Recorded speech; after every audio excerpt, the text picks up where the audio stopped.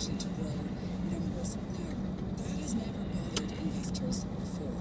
And the fact that it's bothering the investors now, and Twitter, under its new CEO, Jack Dorsey, has taken this decision to cut staff rather than redeploy those staff to new development initiatives.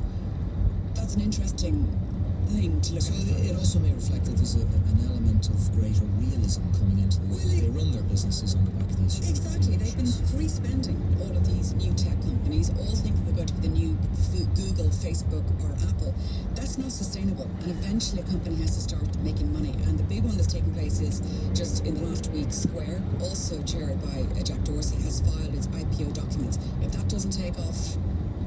And I noticed actually on this that Microsoft, which has been shedding jobs as well, its share price hit its highest level in 15 years during the week. But to the toy store business next. Yeah, this is Hamleys, where Queen Elizabeth apparently buys her toys for her or used to buy her toys for her children. So they would be amused. They would be amused, indeed. A Chinese man called Yuan Yafei, his company Seabanner International has reportedly almost very close to buying Hamleys for £100 million. He's the same man who bought House of Fraser just last year. According to Forbes, he's worth $2.2 billion. He's a very interesting character, though. There's a very interesting profile with him. The FT recently, he chain smokes, doesn't know a lot about wine. He says, so I just buy the most expensive wine. And then he was saying he was going to send his only child to Eton. And the FT reporter said to him, but you know, Mr. Yafei, Eton can produce some very odd, strange people. He's been known to do this. And he goes, oh, but that's very good, he said, because only strange people can succeed. I am strange, and if you think normal, you just do think the same as everyone else. So how can you succeed? Sounds like a man with his feet really on the ground. Next up is wealthy men living longer than women. Is that it? Yes. Well, this was a story, a report published this week by the UK Office for National Statistics. And it shows that affluent men in England and Wales are outliving the average woman for the first time since official records began. And that's apparently due to a sharp reduction in smoking and the decline in manual work. Interesting, though, did show very deep inequality between the social classes and the geographic areas. So the street sweepers, the fishmongers, the welders and the window fitters, they're only living to about 76. The solicitors, the actuaries, the clergy and the surveyors, they're living to about 82. Here's what's interesting, Richard. Most interesting, male fitness instructors might be interesting for you, Siobhan. Have a lower life expectancy, they only live to 78, than the average male journalist, who lives to the age of 81. Yeah, that's because we don't have any conscience, you see. If you have a conscience, in short your life, no conscience, you definitely live longer. But it's among the professions, it's not necessarily a super rich thing. No, it's not. And it's to do, as I said, it does mask these inequalities. So it's to do with, affluence and wealth, which of course brings better care and health and food and diet and all of those things that are associated with that. But it's interesting nonetheless that women are now being surpassed by men for the first time. They're being overtaken. Siobhan O'Connell from Business Plus, thank you very much for joining us on the programme. Well, one story that didn't make any international headlines this week but did make its own way into our own news was the Gardaí's decision to start using bait bikes as a way to catch bicycle thieves in Dublin. Our reporter Liam Garrity has been checking out the economics of peddling stolen goods, sussing out the supply chain and finding out how to lock the thieves out of the market.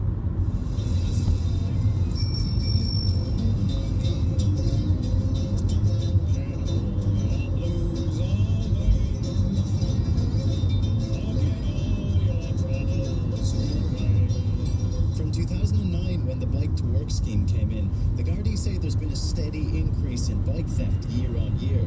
So it seems the only ones peddling their blues away are bike thieves. They're professionals, like in most areas of crime, who do this on a serious level. That's Kevin Denny, senior lecturer in economics in UCD. If you nick a bike, it costs €1,500, even if you sell it for half that, and you've got 10 of them, that's $7,000 or whatever. So it could be not a bad work. Not going to pay tax on it either. So supply chain management, it works up. Somebody collects it, somebody gets it on the street, put a bunch of them in a van, they go to no middleman, they offload it, and then they may be the retailer, if you like. Kevin says that from the criminal's point of view, the whole enterprise makes perfect economic sense. We think of criminals as comparing costs and benefits. And the benefit is obviously what you can sell the stuff for. Cost is kind of the chances of you being caught multiplied by what happens if you get caught. And even if you are caught, probably not much is going to happen to you.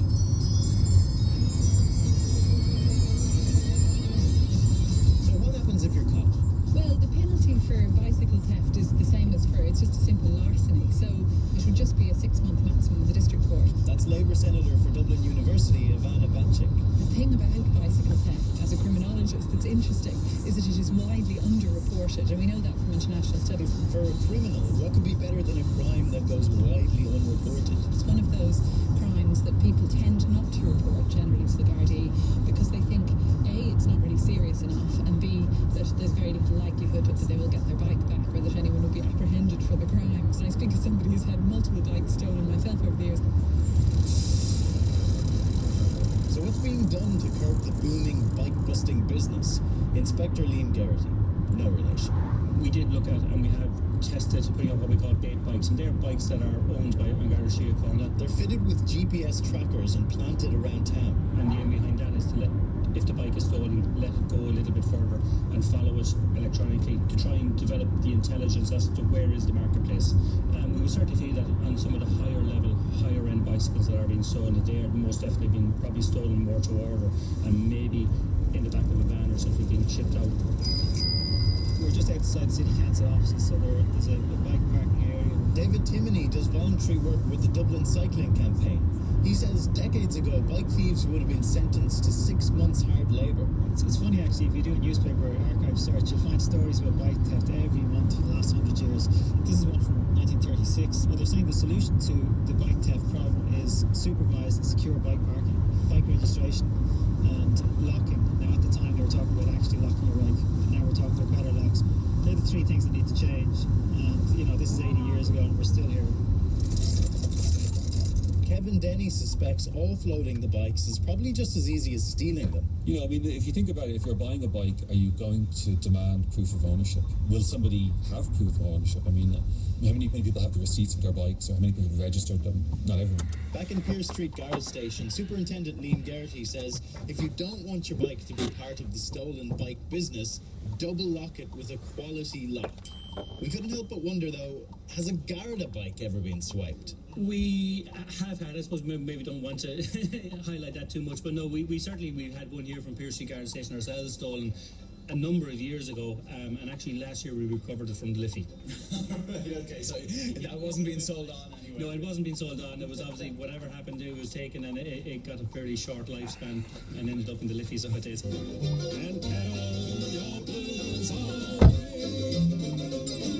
Is nothing sacred or safe? Liam Geraghty reporting there. Well, it's not often that you might hear Lady Macbeth and Goldilocks mentioned in the same sentence, but you may well do if you work in the stock market. This week, authorities in the US announced that they're cracking down on spoofing, by which they mean the practice of faking a trade to manipulate a price. It got us thinking about the odd phrases that appear on market floors sometimes, and here to tell us the difference between lipsticking a pig and opening a kimono is Breffney O'Rourke, Assistant Professor in Applied Linguistics at Trinity College. Breffney, you're very welcome to the programme. Let's just start with a couple of these. What is opening the kimono? Opening the kimono. Sounds like a Japanese flasher. Right? Yeah, exactly. And I think that's possibly what it does refer to. I've seen a couple of different stories about what this comes from. What it refers to is something like putting your cards on the table, laying your cards on the table, and disclosing everything that you have to disclose. And one story that I've seen is that it refers to people relaxing at home. It's like loosening your tie. You come home, you open the kimono. So the kimono obviously being a traditional Japanese. So how do they apply that to the stock market? That I can't see. I honestly, I think an effective piece of jargon needs to be striking. It needs to bring an image to mind, but it also needs to be transparent. It needs to actually tell you something. And everybody, when it's said, everybody knows. Exactly, you pick up straight away what it means, ideally, or it's minimal explanation, and that doesn't seem to me to apply. It does seem to me like the opening of the kimono is more likely to be a sexual image. It's a question of exposure, disclosure. You'll never get beyond that. What about a Lady Macbeth strategy? A Lady Macbeth strategy, this is using Lady Macbeth as a byword for treachery. It could as well be a Judas strategy, a Benedict Arnold strategy, something like that. And this is where somebody poses poses as a friendly bidder in an acquisition, but then turns around and joins the hostile party. So it's treachery, it's duplicity, and it brings it to mind if you're familiar with the plot of Macbeth. One that I am familiar with, and I think maybe a lot of people would be, is in the stock market terms, a dead cat bounce. Yeah, I love that one. I love the dead cat bounce. It's an unlikely kind of an image. So the idea there is that if dropped from a sufficient height, even a dead cat will bounce once. So if you have a share price that's plummeting, it might seem to rally a little bit, but it's only a temporary thing. It doesn't actually mean false dawn. It's a false dawn. It's not going to work.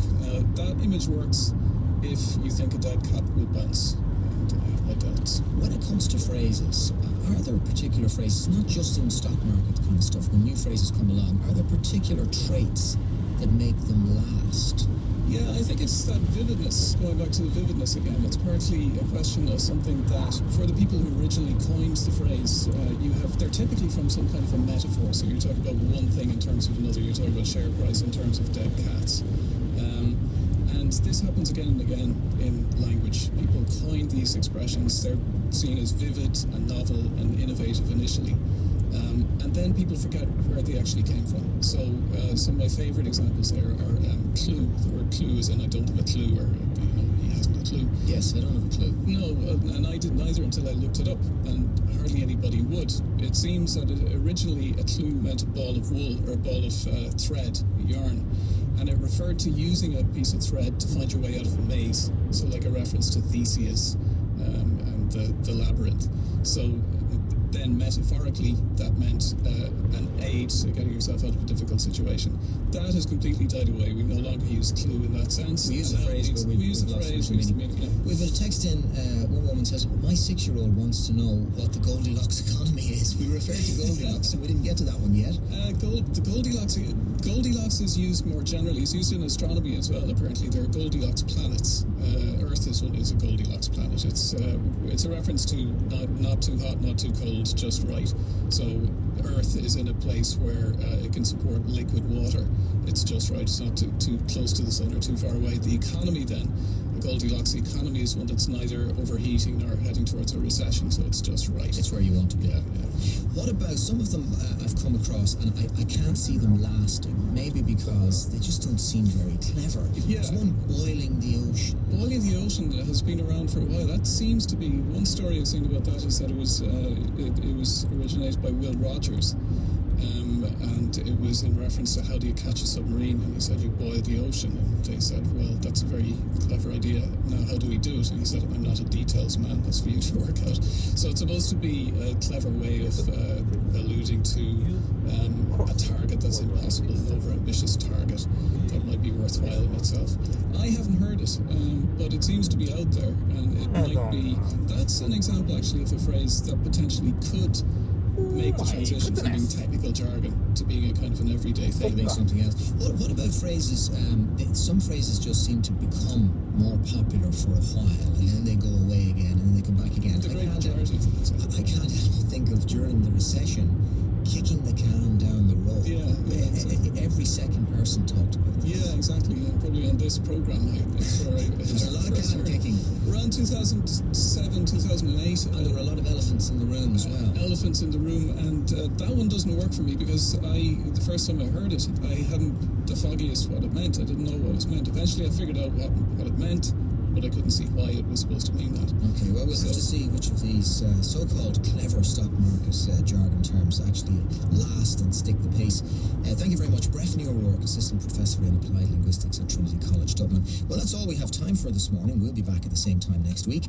According to my running order, we should hit the playlist before throwing to the ads, all under the watchful eye of Prez. Enough of the radio jargon. Until next week, thanks for listening. Bye-bye.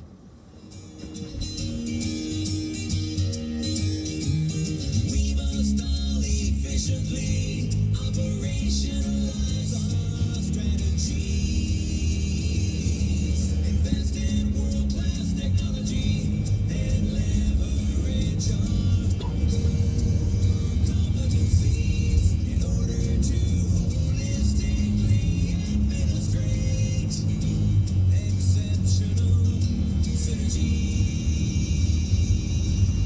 The Business on RTE Radio 1. Sponsored by VHI Healthcare. Our experts giving your employees peace of mind. And The Business, presented by Richard Kern, is an old yard production for RTE Radio 1. RTE Radio 1. It's almost 11 o'clock on RTE 2FM. Time to recycle your plastic into something fantastic with Repack. Zurich is one of Ireland's leading insurance companies. 3 have helped their business with multiple solutions. Here, Michael Doyle of Zurich discusses the new quotation app developed by 3 Business. It's been a tremendous success from the day we launched it. We told them what our issues were, and they designed a solution for us. With this revolutionary new app, brokers can now instantly quote farmers while they're on site. It's great for us, it's great for the broker, but more importantly, it's great for the farmer themselves. Discover everything 3 can do for your business at 3.ie/business. 3 works for business. Waves between 2. Jim's around the corner. Oh, that's lovely. Straight down the middle. Just the red light to beat. No one's seen him. He's free in the yellow box. Can he get it across the line? No, it's over. Over the bonnet of the car he didn't stop for. When you're a million miles away, tragedy is never closer. Cyclists, it's everyone's responsibility to pay attention to the road, or you may pay with your life. From the Road Safety Authority, visit rsa.ie. Visit the Mind, Body, Spirit and Yoga Festival at RDS. Learn all about alternative and healthy living. Hear renowned speakers, enjoy demonstrations, lectures, exhibits. That's Mind, Body, Spirit and Yoga Festival, RDS, October 24th to 26th. mindbodyspirit.ie. The Lotto jackpot is an estimated €5 million. For bigger, better dreams, play Bigger, Better Lotto. It could be you. You know that moment when you wake to face yet another day, and then you realize that actually it's Saturday, and you own Saturdays. The coffee is percolating, the kids are somewhere else, and the paper is spread across the table. And the most important decision you've got to make this Saturday is whether to start with Roisin Ingle or Russell Carroll Kelly. Own Saturday with the Irish Times Weekend Edition. The Irish Times. You are what you read. It's official. We're a nation of adopters, doers, and lead the wares. In fact, we're a pretty progressive bunch. We ban the smoke, spin the bags, and now it's time to cull the coppers. Rounding is being rolled out across Ireland to reduce the use of 1 and 2 cent coins. From October 28th, when you pay by cash, the change you were given will be rounded up or down to the nearest 5 cent. It's easy, voluntary, and happening in shops all over Ireland. Visit betterallround.ie for more info. Rounding, a small change that's better for everyone. From the Central Bank of Ireland.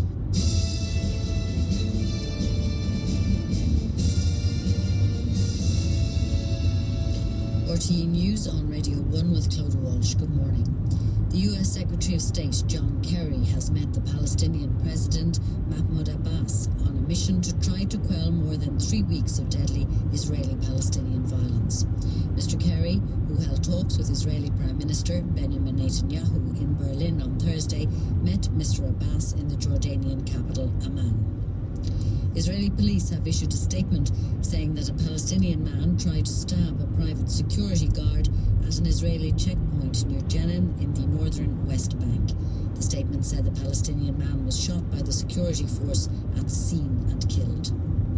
The authorities in Mexico say that Hurricane Patricia has so far caused less damage than had been feared, but they warn that heavy rain could cause floods and mudslides. A state of emergency was declared in dozens of areas after the storm reached land, with winds of up to 265 kilometres or 164 miles an hour. It has since been sharply downgraded from a Category 5 to a Category 2 storm. 12 people were admitted to hospital last night following a crash between a car and a Lewis tram travelling on the Red Line in Dublin. The incident happened at the junction of the Shore Road and Davitt Road in Drimna at around 10:20. 2 units of Dublin Fire Brigade attended the scene along with 11 ambulances. 10 men and 2 women, aged from their late teens to mid-30s, required medical assistance and were admitted to hospital. None was seriously injured. Today is United Nations Day, marking the foundation of the organisation 70 years ago. The Minister for Foreign Affairs, Charlie Flanagan, has marked the occasion by paying tribute to the hundreds of members of the Irish Defence Forces in Gardaí currently serving on UN missions around the world. And a reminder that clocks go back 1 hour this weekend. The change is set for 2 o'clock tomorrow morning, when all clocks revert to a 1 a.m. at that time. RTE Radio 1 weather with ESB Networks. Stay safe from overhead electricity wires when operating toll machinery. For emergencies, 1850 372 999. Rain will clear eastwards. Dry, clear and fresh conditions in the west will extend to all areas. Highest temperatures will range from 11 to 14 degrees. And that's all from the newsroom for the moment. There'll be news again just after midday. The Marion Finucane Show on RTE Radio 1 with Ireland's savings specialists. Rabodirect, the straight-talking savings bank. Hello there, and a very good morning to you.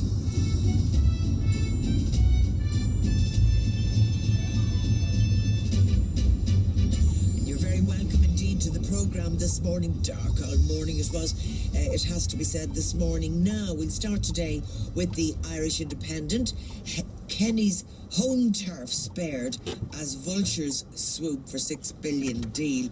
And this is about Westport House, which is a beautiful house in Westport, and it's a very popular tourist attraction. Families still live there, to the best of my knowledge, and it clearly is in the Taoiseach's constituency, and it has now been excluded from a massive NAMA sale following an intervention by the government. I wonder if that had anything at all to do with the fact that it was the Taoiseach's constituency. The Irish Examiner, anger as gang sex attackers sentenced reduced. A really depressing story, that one. Minister backs half a pill student campaign. I'd say there'll be loads of argumentation going on over that, about it, half an ecstasy tablet versus a whole of an ecstasy tablet, and so on and so forth. And in the lap of luxury, Irish splash cash on festive travel. The Irish Times, the photograph there of some grieving neighbours, I presume, or relations, after that dreadful crash in the south of France. Here, where everyone knew each other, we are annihilated, is the headline. Figures show shortage of new homes in Dublin is worsening. And I presume that's not going to go away as a problem anytime soon. The Irish Daily Mail, mother left baby next to rail track as she jumped to her death. Family distraught as Trinity graduate is killed by a train. The great lotto rip-off, that is to say that your chances of winning the lotto are less than they were. Surprise, surprise. And the Irish Daily Star fireball, and again, that's 43 dead in horror French road crash. So we leave the papers aside there now for the moment. Naturally enough, though, I suppose, as well, in all papers there's a lot of coverage about Billy Walsh and what was going on with boxing and all of that, and people very, very, well, most people very, very sad that he has gone. Now, moving on. Noel Dempsey, the last few times I had to say to you it was Minister Dempsey. Good morning to you. We haven't heard from you now for quite a long time. Moving on or moving back? I don't know which you do. We'll talk about politics later on, but what you wanted to talk to us about, first of all, was Temple Bar. What's your involvement with Temple Bar? I'm chairman of the Temple Bar Company, which is an association of businesses in the area that came together some years back to try and promote the area, to try and improve the image of the area, and to try and get it back to what its original intent was, which was to be a cultural quarter for Dublin. Yeah, that's been kind of forgotten now, hasn't it? Well, we would say we haven't forgotten it, but perhaps it has been forgotten. There is certainly a need to refocus back. There are lots of cultural and artistic ventures, both commercial and community in the area, but you tend not to hear about them a lot of the time. You tend to hear about other things, the booze and the hen parties and so on and so forth, which is part of Temple Bar as the city centre location. It's a beautiful place, actually, and I mean, there's some lovely buildings in there, and it's sort of, and I think it's lovely during the daytime, but it can be pretty grim at night. You see, it's a city centre location, and it does attract huge numbers of people, and part of what the company is trying to do as well is to broaden the attraction. You're absolutely right. When you take the time to travel around it during the day, look around, one of the ideas that we're looking at currently is setting up a kind of a walking history trail there, because right throughout the area you can go back to Viking times, right up to modern times. Yeah. You have Bank of Ireland there where the Parliament was and so on. So you have every era in Dublin's history there. Yeah. And I think it would be useful and lovely to have that. That would bring people in, more people in, and maybe more Dublin and Irish people in. Yeah. We get 60,000 tourists per week on average there. Nearly everybody that comes to Dublin comes to Temple Bar. So it's important that we have it right, that it is a nice place to go. And as you say, there's always probably going to be that difficulty at night time because it is so busy. You have a concentration of eating places, drinking places, and so on. Yeah. And it does attract people in, and I know at times it can get a bit much for local residents, but we try and minimise that. And some of the things that the company is trying to do, like improving the lanes, lighting the area more, all of that is designed to try and make it more attractive. One man reported at that meeting that was held last week about people piddling up against his front door all the time. I mean, that's pretty awful. It is awful, and it can happen. Look at it. If you go to any town in Ireland, though, if you're living on the main street, that is one of the hazards of the main street. We were very conscious of the need to keep the area clean.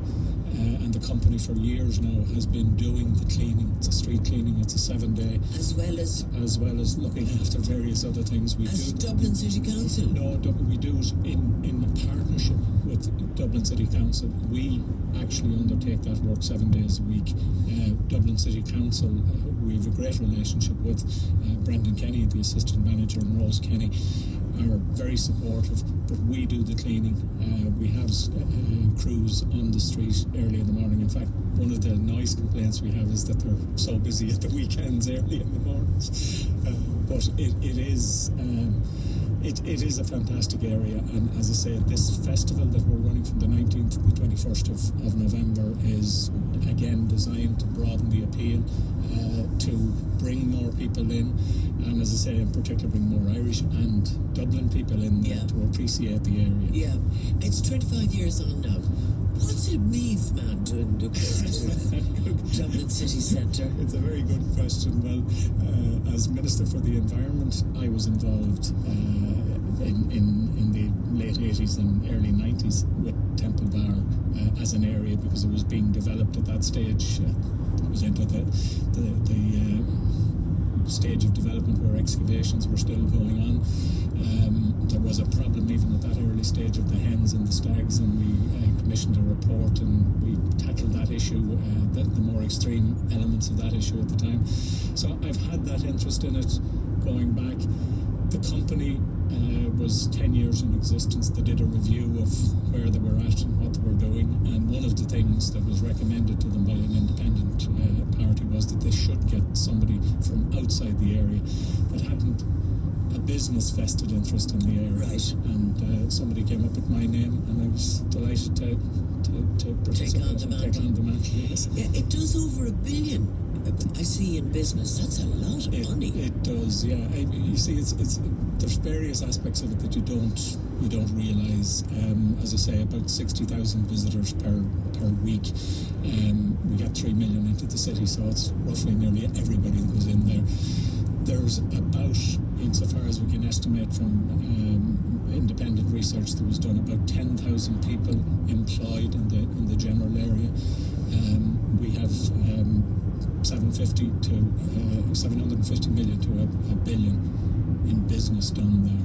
So it's hugely important for the city. Yeah. And I'd be very conscious, and maybe this is one of the benefits of having somebody from outside the area, I'd be very conscious as well that people come to the city.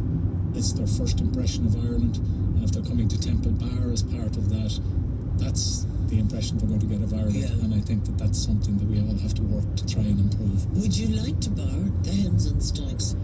No, I look at, they're part of, you can't bar them.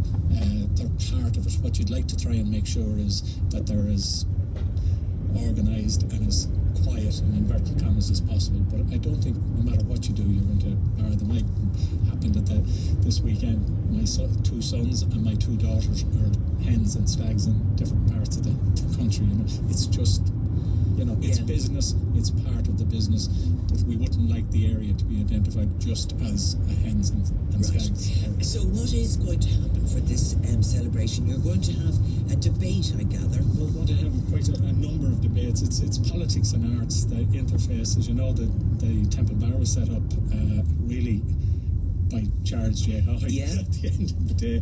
And it was going to be a bus station. It was going to be a large central bus station at that time, and CIE started buying properties. They had quite a number of them bought while they were waiting to initiate the plans and start the building and everything else. They started letting people into the area, peppercorn rents, so they could move them again. When people got in, they said, wouldn't this be a great idea? You know, have it as an artist centre and so on. And suddenly a campaign arose, and Charles J. Hawley took it on the Well, it was a great idea. It was a great idea. And as I say, I think it's one that we need to renew that vision. And this is part of it. Like, we have Tradfest in January, which is a huge occasion, brings a lot of people into the area. It is part of our culture, so that's important from our point of view. That's what the company believes, that the more of this we do, the more we get back to our roots. And the politics? The politics, obviously the interface was there from the word go. One of the seminars we're going to have is stop banging your head off stone wall. Politicians don't care about the arts and culture. And Hugh Lenihan of the Irish Times is chairing that particular one. We've Mannix Flynn and that Senator Fiach McAneel, director of the Abbey, and we have others involved in that. We have a number of directly political, if you like, seminars about gender quotas, the future of the city itself, opinion polls, whether they're a threat to democratic process or a useful tool for ensuring democracy, the tyranny of the whip we're talking about. All of those seminars will have people like Mary O'Rourke, Senator Catherine O'Reilly, Suzanne Collins, you've Ian McShane from Behaviour and Attitudes, Micheál Martin, leader of Fianna Fáil, Lucinda Creighton. A good mixture of debates over the 3 or 4 days, and that's the political end of it, if you like. Right. But in the art end of it, we've an exhibition of photography there, but it has a political flavour, lots of the photographs. It's really about Charles Hawley's legacy. Right. We have music, art, creative design, all sorts of things. Right. I think the best thing, Marion, it's going to be a very, very good 3 or 4 days. Right. Can I just say that we've texts coming in about the violence and the antisocial problems there, and there was that meeting last week again about the antisocial and drug taking. What can you do about that? Well, we can't do anything directly as a company about that, but it is a problem as it is. But it's not a Temple Bar problem per se. It's a city centre problem. And one of the things the company has been doing is liaising very, very closely with the Gardaí, who I have to say are very, very responsive, but are very stretched. There were over 500 assaults. コネマラの中心の町クリフデンに入りました。クリフデン、音楽祭有名ですね。この町は晴れてるのに雨が降ってくるっていう、まさにこれがアイルランドですけども、コネマラの中心の町クリフデン、12ベンで有名。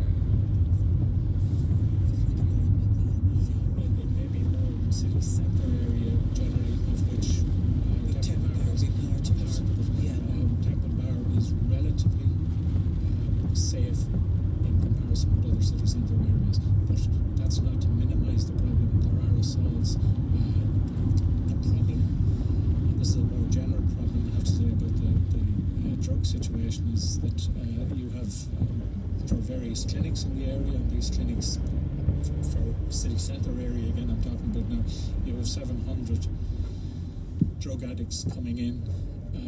You're bringing people into a centralised area. What else do you bring in there when you bring those people in there? But people that want to deal in drugs as well. So it's a wider issue than just the area itself. And one of the things that we're doing that I mentioned is there are lots of lanes, dark lanes. Yeah. And in conjunction with Dublin City Council, businesses are putting money in. The lanes are being improved. They're being lighted, and we're trying to make the area feel safer and be safer as a result of that. Well, I presume lighting will do that. Do you miss the politics? People ask me that question, and my automatic answer from the word go was no. Really? Because I'm that kind of a person that kind of has a chapter in life and moves on. Now, other people will say to me, well, you're still as opinionated as you were, and you still make comments about politics and everything else. Yeah. So in that sense of being involved in that way, yes, I probably miss it. But do I miss the pressure? Do I miss the time and everything else? No.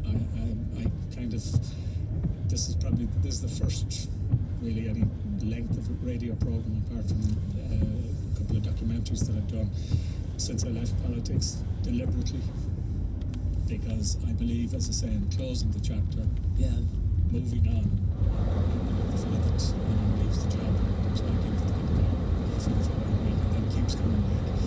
So, as you listen back, what stands out? What stands out was I was 25 years local in national politics.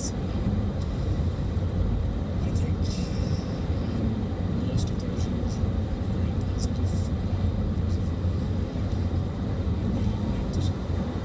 Felt I could achieve things, wanted to make a difference, think I did make a difference. But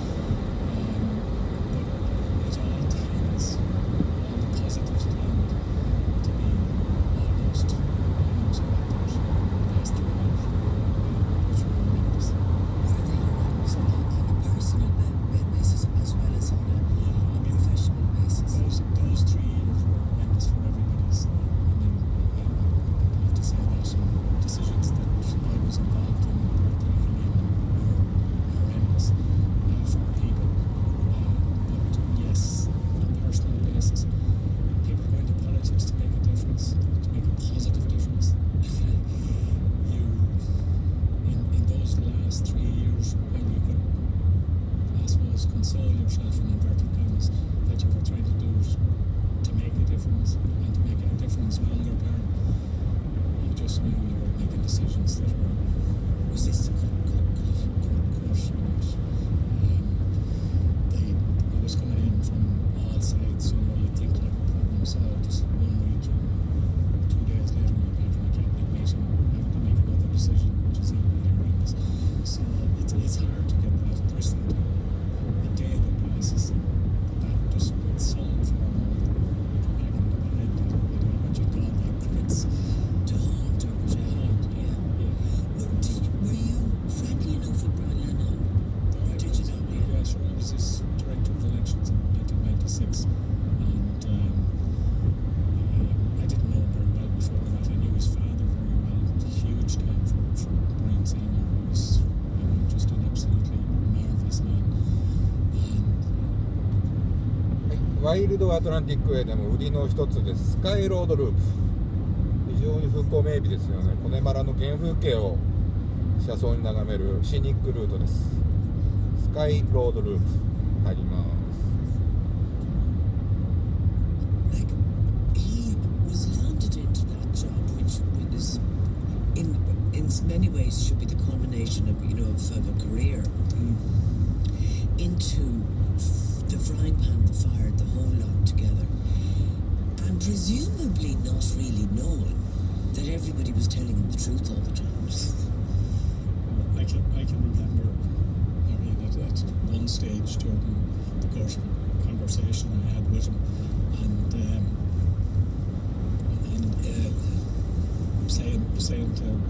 he's saying to me, it was pre a cabinet meeting and breaching cabinet confidentiality, about the banks.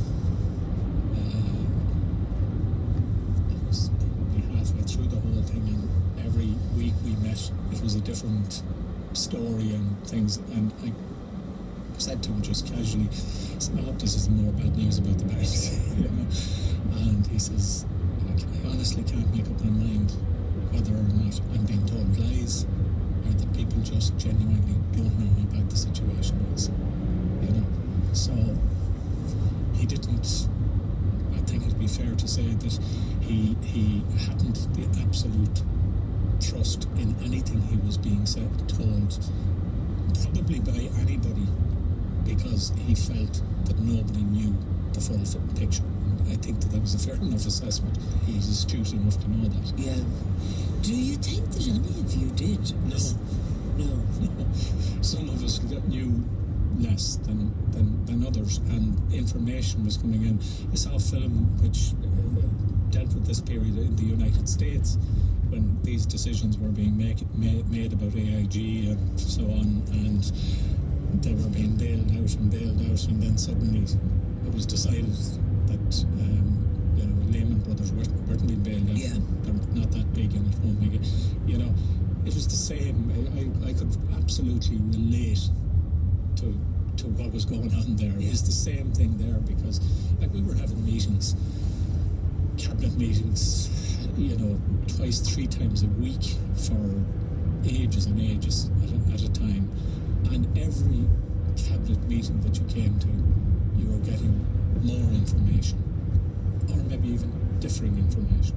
So there was nobody, either in the political system, in the civil service, or apparently in the banking or regulatory authorities, that knew exactly where everything was, or what was going on. And as I say, even within the political system, to be efforts made, like you would be genuinely told things one week and being asked to make decisions on the basis of that information, which you would, and maybe a week later you could be told, well, hold on, there's another problem here, we didn't know about this, and we need now to readjust. So I think both yourself and Dermot Ahern, do you remember that thing? Will I ever forget it, is the question. I do. I remember it very, very well. I could give you the long version of that. I mean, we got a briefing document on the Friday evening, and that Friday evening, as it happens, I was opening a road or launching a road or something down at Gart. We went to Donegal. We had the by-election going on, and by the time I got in from the canvas in Donegal, we switched on the telly. I think it was BBC or UTV that was on the telly when I switched it on, and there were satellite vans in various places around Merrion Square, and you know, big news coming and everything. And I was looking at this and wondering where this was coming from. This persistent story that we were going into bailout and all the rest of it. And like, we had our briefing, which said quite clearly that we were not going into any bailout until we knew what was involved in it. And we were launching that interview that you talk about was about 10 minutes long. It was all about road safety cameras. Nothing at all about, but we knew obviously that the questions would come up. Before I went into the launch of the cameras, I spoke to Brian Lenihan to say, you know, is there anything new? No, you have your briefing. That's the briefing. Stick to that. Dermot Ahern, because I still was trying to figure why all these cameras were around, and it's obvious now. We know now that the Troika were in town. Well, the ECB, they weren't in town, but the ECB were trying to make sure that they were in town, and the Commission. And Dermot, in my presence, well, in the same room, went down to the corner and rang Brian Lenihan as well, who told him, no, the briefing is as it is, no. And we did the interview. Dermot handled most of those questions, and the rest is history, kind of thing. Yeah. But the two of you said not out of the question. Yeah, I don't want to be nitpicky, because the two of us were in there. I said very little, Marion, as it happened. At the end of it all, Dermot Ahern says to me, if somebody put the question again to him, so you're not in negotiations, or words to that effect, and Dermot said, no, we're not. If we were government would have had to make a decision, and government didn't make a decision. Isn't that right, Noel? And I said, that's right, you know. And that was exactly as we knew it and understood it at the time. Where you live it. It was, yes, 2 or 3 days later, when I think it was Patrick Owen came out to do his thing, and then we had to look at. We knew at some stage we knew that money was going to run out within 6 months, and that something had to be done. We knew from.